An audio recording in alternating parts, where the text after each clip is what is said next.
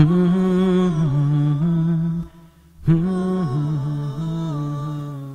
الله الرحمن الرحيم الحمد لله والصلاة والسلام على عبده ورسوله ومصطفاه نبينا محمد وعلى آله وصحبه ومن اهتدى بهداه. Dear brothers and sisters in Islam, Assalamu alaikum wa rahmatullahi wa barakatuh, and welcome to Mercy to Mankind. Allahumma salli wa sallim alayh. We talked previously about the origin of the tribe of Quraysh and how Mecca started and what was the role of Abraham and Ishmael, may Allah, peace and praise be upon them all, had to do with that. But Sheikh, in the previous session you've mentioned that the people there were following the religion of Abraham. But what about Christianity and Judaism? That's a very good question. You have to look at the religious status just before the commissioning of the Prophet ﷺ, or being commissioned or revealed to. The religious status in general was as follows.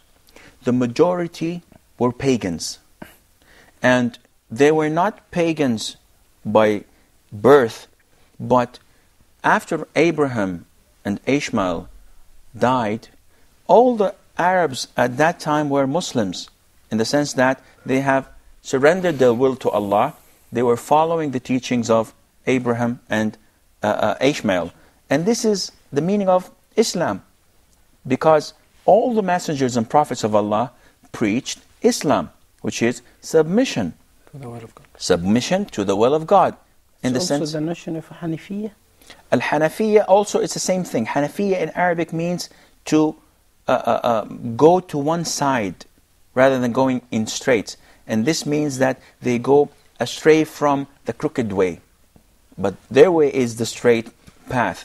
So, Islam is a submission to the will of Allah, and all the messengers and prophets of Allah preach the message, which is monotheism. Only worship Allah Azza wa Jal, who is worthy of being worshipped alone without associating anyone or anything else with Him. So they followed this monotheism, the teachings and the message of Abraham and Ishmael, for a long, long period of time, because they did not go anywhere.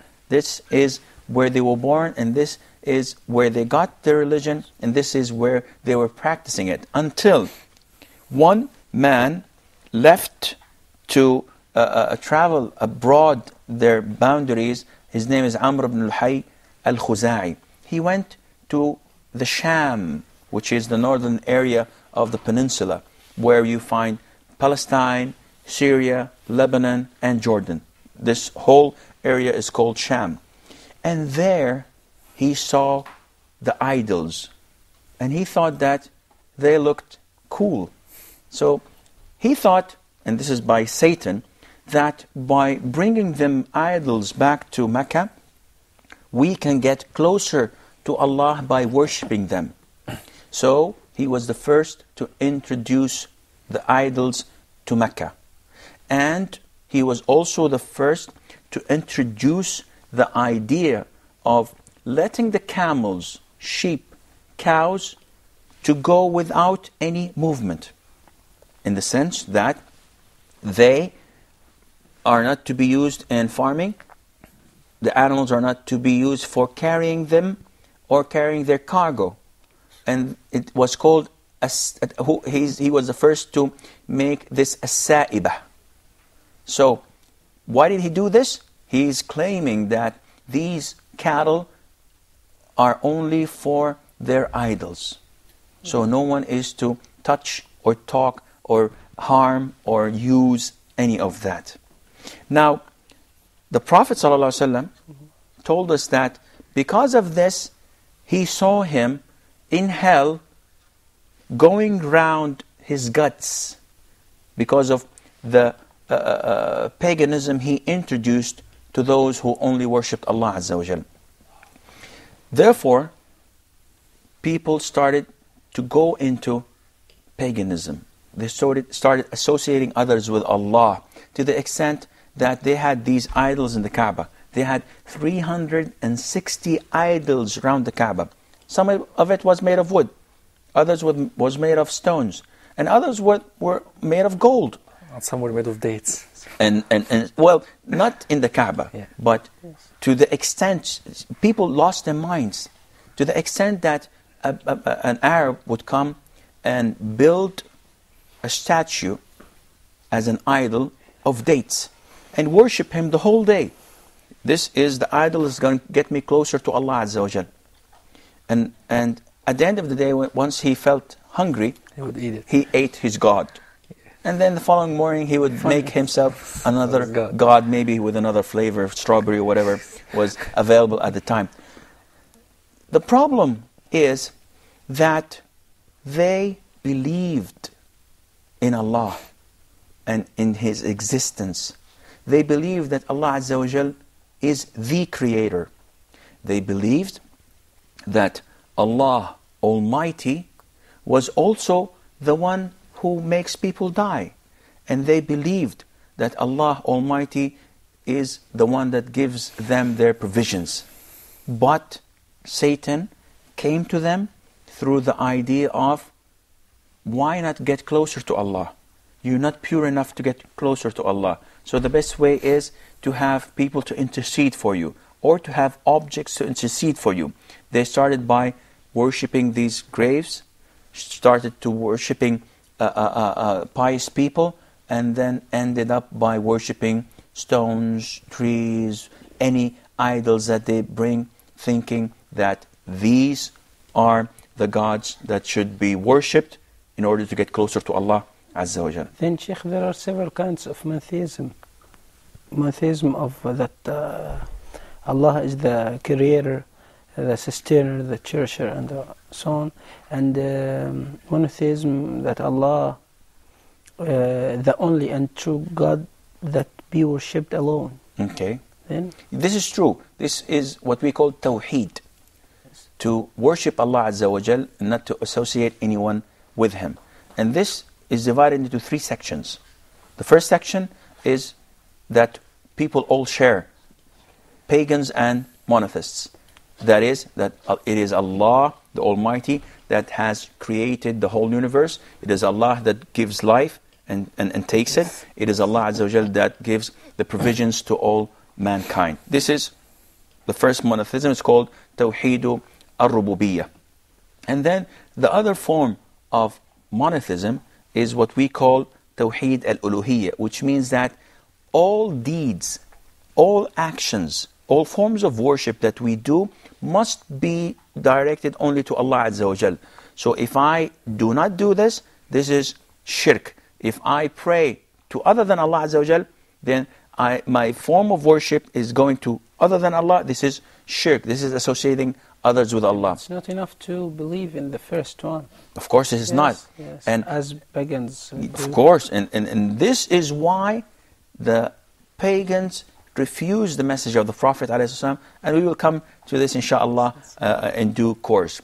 Now, going back to the religions there, we had the pagans, but we also had the Christians and the Jews. Yeah.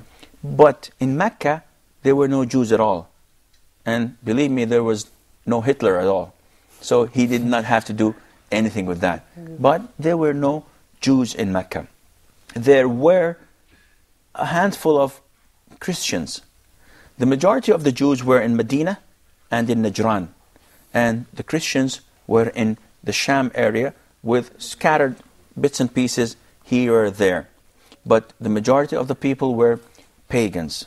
Now, if you want to look at the political status of the people just before the revelation and the birth of Muhammad ﷺ, we will find that there were two types of people. Crowned kings that were appointed by the superpowers at the time, the Romans or the Byzantines, and the Persians. And there were tribes, different number of tribes that had no king, no crowned king, but they had leaders. If we look at Quraysh, and Quraysh, as mentioned before, is the tribe, the main tribe that was controlling and governing Mecca at the time. If we look at Quraysh, we would find that they did not have any kings, but they had a number of great rulers ruling them. So one great ruler was in charge of feeding and providing water to the pilgrims. One other great ruler was taking care of the mosque, Al-Haram. The other third ruler was in charge of trade and securing their trade paths and so on. In that aspect, we find that the people of Quraysh had many good attributes and ethics applied. But at the same time, you have to realize that the social aspects was not as one would have imagined or wished for. For example, though they had many good attributes, adultery and fornication was widely spread among them, to the extent that only few refuse to go and to be part of fornication. And we were told, as in the hadith of Aisha, may Allah be pleased with her, that they had different forms of marriages. And this shows you the blessing of Allah upon us as Muslims. One form of marriage is the normal one. You go to a man and ask his daughter in marriage. He accepts, it's okay. The second form of marriage would be that 9 men come, or less, and they sleep with this woman, and at the end, after she is pregnant and she gives birth, she looks at them and says that, well, the father is this man. Yes. And the third form, of course, this is all adultery. Huh? The third form would be that a husband seeking to have a good and healthy son would look at himself in the mirror and say, I'm not the man. So he asks his wife to go and sleep with someone who is noble and rich and healthy, and once she's pregnant, he claims that son to be his. And the last and fourth type of marriage was the marriage of prostitution, which is not actual marriage, but a prostitute, once she's pregnant, they bring someone to try to identify the child, who's his father by his genes or by the way he looks. Alhamdulillah for the blessing of Islam. We have a short break, and inshallah we will be right back.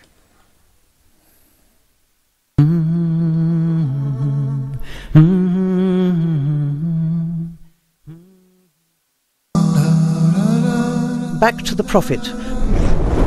Join Sheikh Amar in the program Back to the Prophet, wherein he teaches us practical lessons from the Prophet's life and how this can help us to overcome our challenges in the present. We talk about the life example of the Prophet Muhammad, peace and blessings be upon him, seeking guidance for ourselves. In the early days after the revelation of the Holy Quran, the Muslims were greatly persecuted, so much so that quite a few Muslims had to leave Arabia and migrate to Africa to live among Ahl Kitab, Christian people who followed the gospel of Christ.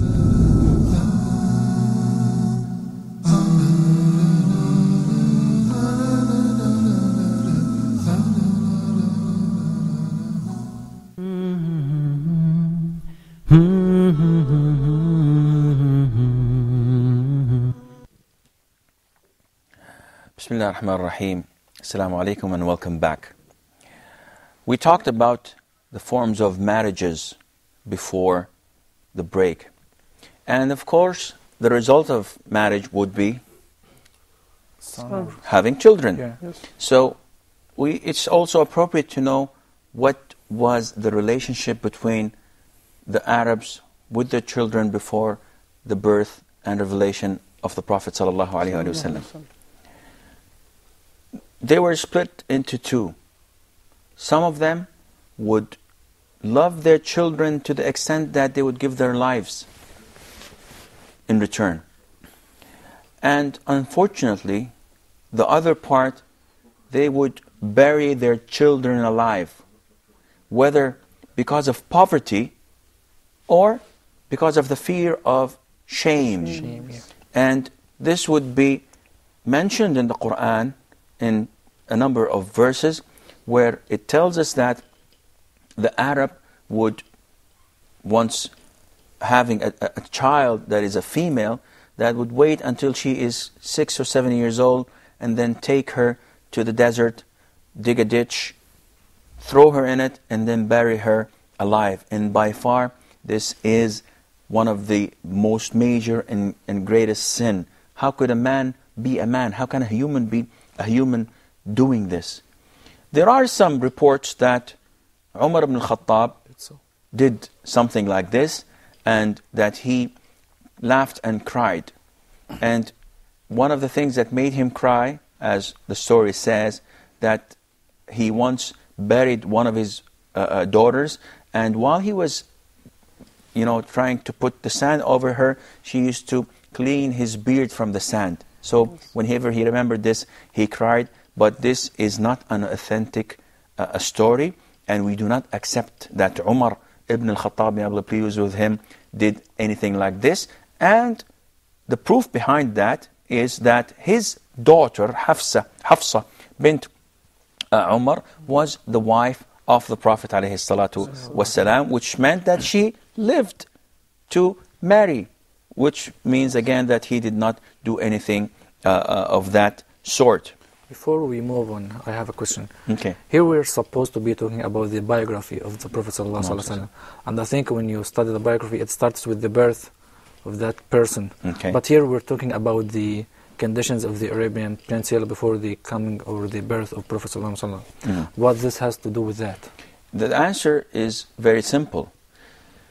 You have to study the time and the location before the birth of the Prophet ﷺ, just to understand the situation, why he was revealed to them, why he was sent to them.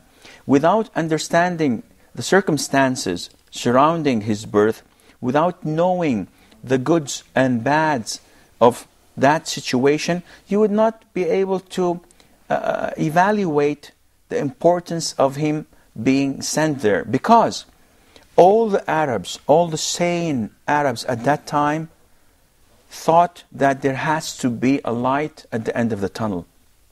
Life was so miserable, was so difficult to the community as a whole, that this chaos, this lack of order was unbearable. For example, it was not just the fornication and the way they treated their family, it was also the way they treated their tribes and next of kin. They felt very strong towards their tribes and next of kin. They had a very strong relationship, to the extent that wars were initiated for the silliest of reasons. For example, a man slapped another man on the face. They had a feud. They quarreled a little bit. Each one went back to his family. His family came the following morning and they started fighting with the other family. They went back to their tribes, and the tribes initiated a full-scale war. Simply because of a very silly problem. And it showed you that this is one of the good things, which is to be strongly connected to your relatives, but it was in a bad sense, because it meant that you are ready to be an aggressor with your relative, though he is the unfair and the unjust person. Also, having said that, we have to know that the Arabs at that time had gambling in their blood, which is a very bad thing, which is forbidden in Islam. Gambling is a major sin. The Arabs at that time also adored intoxicants. But having said that, they did not have any cocaine, heroin, crack, or whatever. They had wine. And they loved wine so much to the extent that they used to call the grape tree as being generosity. Because whenever they drank, they felt so generous, they gave all their money while they were drunk. And they did so many bad things as well. But this was the only thing that remained in the memory after waking up and being sober. They thought that, I've lost everything. Well, this is part of generosity. They also, as mentioned before, used to kill their children, males and females, by burying them. And they, among them was spread getting women out of their clothing, nudity, and so on. And to our astonishment, we know during the pilgrimage season, only the people of Quraysh had the right to perform pilgrimage and tawaf, going around the Kaaba, wearing their clothes. Any other Arabs who came from outside Mecca was forced to make tawaf nude, women and men. And this was normal to them, though it is not normal to us as Muslim, where our religion teaches and preaches chastity and so on. And again, it was very normal to have feuds and to get wars initiated for any simple reason. So if an Arab did not have anything to do, he goes to his tribe and say, what about visiting our neighbors for the rest of the day? And they go and kill and loot whatever they can at that time. All of this was there among the Arabs. But this was not it. They had some good things in them, in the sense that not all the Arabs shared all of this being evil without any good ethics and morals. On the contrary, the Arabs were known, and still are, they're known to be very generous. The Arabs are known to be fulfilling their promises. So whatever promises they give and make, they usually keep them. The Arabs at that time were known to be courageous. And one would give away his life for any simple reason, just to prove that he is not yellow and he's not a coward. Also, the Arabs were known to be jealous, in the sense that if they're married, if they have girls, daughters, they are so jealous on them that they are willing to kill people if they simply say a bad word about their family. And they also had pride in them. And again, this is in the Arab standards before Islam, which meant that they would never beg. They would rather kill than beg. And this is pride, but it is un-Islamic, because killing is a major sin. So you might as well beg, which is far lesser sin than to kill. But the Arabs at that time, the Bedouins, the nomads, those who were the offsprings of Abraham and Ishmael, who lived in Mecca, had this pride in them to the extent that they would never ever allow anyone to control them. And that is why they were difficult to control. Now, going back to Muhammad's question, why are we talking about the environment that preceded the birth of the Prophet ﷺ? Just to tell you how things were. And there were Arabs that thought that there has to be a light at the end of the tunnel. Because with all these problems, with all these bad things happening in the society, the strong eats the weak, the rich deprives the poor from his rights. You had a very big gap in the society. You had people eating in plates made of silver and gold, while others could not find something to fill their starving stomachs with. So there were Arabs that were looking for a light at the end of the tunnel. Some of them was Zayd ibn Amr ibn Nufayl, who used to worship Allah Azza wa Jal, and who used to buy these girls that their fathers wanted to bury them alive. He used to go to them before they kill their children and say, I'll buy them off for you. I'll give you money and take them and raise them on my own. He used to or depict the fact that people sacrifice a sheep, an animal, to their idols and say, Subhanallah, it is Allah who gave us rain and who grew the grass and who gave us this animal to feed from. And then you sacrifice it to another God. This is unacceptable. So Zayd ibn Amr ibn Nufayl, our Prophet told us ﷺ, that he is a nation on his own and that he died on following the religion of Abraham, monotheism. Also there was Umayyah ibn Abi Salt, who was a poet, and the Prophet ﷺ used to love hearing his poems because he used to talk about worshipping Allah alone, about the things in the universe that only Allah alone can do it, as we were told by one of the companions that was traveling with the Prophet ﷺ. The Prophet asked him, do you know any of the poems that Umayyah ibn Abi Salt used to say?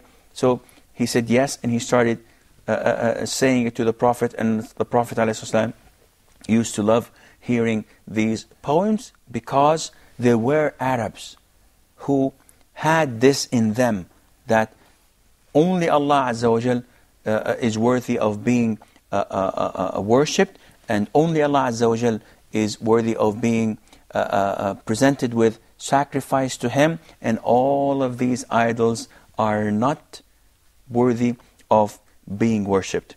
This was the set that the Arabs were living in, with the superpowers. The Byzantines and the Persians were surrounding them, no government ruling them, all these bad things and morals and ethics and bad behavior. The set was ready to receive the Prophet sallallahu alaihi wasallam. I'm afraid that this is all the time we have for today's program. Inshallah, we will meet again. Fi amanillah. Wassalamu alaikum wa rahmatullahi wa barakatuh.